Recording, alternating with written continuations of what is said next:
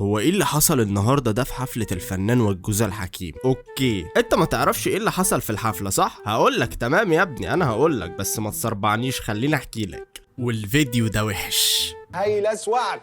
في فئتين بس هم اللي استمتعوا بحفلة ويجز، واول فئة اللي جت بدري الحفلة، والفئة التانية اللي بتحب ويجز وهتعديله اي حاجة حتى لو الحفلة كان تنظيمها زي في الاول كده. خلينا اشرح لك ايه اللي بيحصل الايام دي في الحفلات كده، يعني عشان ايه نبقوا فاهمين الموضوع من الاول. بص يا صاحبي، من الاول كده، شركه تنظيم الحفلات او الايفنتات زي ما بيقولوا يعني عامه بتتعاقد مع الفنان، وبعدها بتتعاقد مع مكان عشان تقوم فيه الحفل، والمكان ده بيبقى ليه ساعه محدده 20,000 نفر مثلا. يعني من الاخر يباع 20,000 تيكيتايه ما يزيدوش تيكيتايه واحده، ماشي.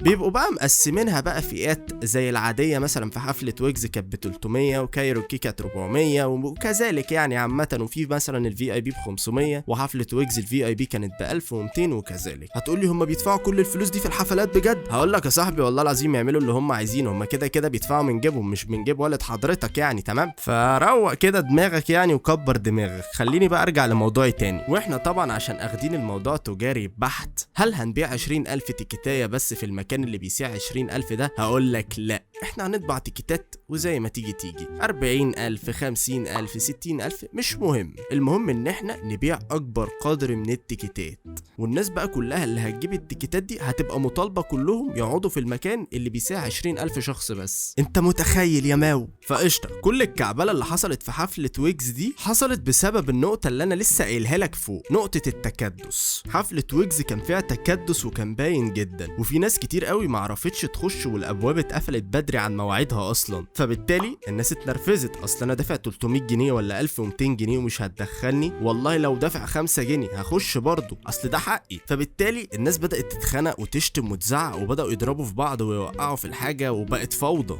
وكانت في ناس بتنط من على السور. وهنا بقى يستوقفني يعني حاجه كده انا لازم اقولها للشاب اللي بينط على السور ده، انت كلاون عشان انت دافع 300 جنيه عشان تنط من على السور؟ ما تشحن يا عم اي ابلكيشن بتاع اغاني واقعد يا عم في البيت اتسلطن. مع اني عارف والله يعني مود الحفلات بيبقى احلى بكتير يعني، بس مش هتنط من على السور يعني. ويقال والله اعلم عشان ما حدش برضه يخش يشتمني يقول لي انت كذاب، انه غنى اغاني قليله وكان الفرق بين كل اغنيه واغنيه 10 دقايق او 5 دقايق، وفي الاخر خالص غاب عن الاستيدج 20 دقيقه، وبعدين واحد من المنظمين مسك المايك وقال لهم كده الحفله خلصت. السؤال الذي يستحق التفكير بجد هو ليه حفله يبقى فيها 40,000 شخص اقل واحد دافع 300 جنيه ما تقدرش توفر لهم مكان يستحمل عددهم؟ ليه الموضوع بقى تجاري بحت عندنا كده؟ اصل انا اسف يعني في اللفظ، ويجز من اكبر المغنيين في الوطن العربي كارقام وكشهره، وبيتقارن بارقام ناس اجنبيه بره. لما احنا مش عارفين ننظم حفله زي دي، تنظيم باقي الحفلات بالنسبه للمغنيين التانيين ومش بقل منهم والله العظيم بتكلم عادي، هيبقى عامل ازاي؟ موضوع التكدس ده بقى موضوع عادي جدا في اغلب الحفلات، زي ما حصل في حفله كايروكي اسكندريه برضو. الموضوع بقى تجاري وياعة قوي،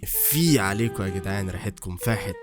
وفي نهاية الموضوع يا جماعة بحب اوصل لكم ان انا مش من الحاقدين على ويجز او من الناس اللي عايزة تصعبها على ويجز او من الناس اللي كارهه له النجاح. الواحد كان بيتكلم عامة في كام نقطة معينة وحشة في الحفلات، وبتحصل في اغلب الحفلات او ممكن نقول 80%. وكان معكم يوسف الملسوعاتي، ويلا سلام.